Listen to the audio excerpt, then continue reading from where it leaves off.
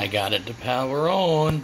I found out that these little PRAM batteries and stuff, they're necessary for the computer to power on because for soft power to work, they provide the standby voltage as opposed to the power supply.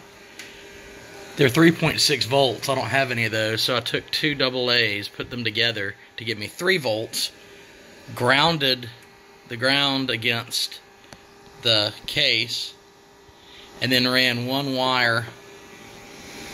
When I found out was that the pin on the far right there on the power hookup,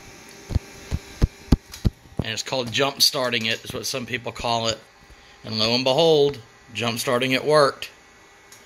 Power supply does not seem to be bad after all. Now I just got to hook up a display to it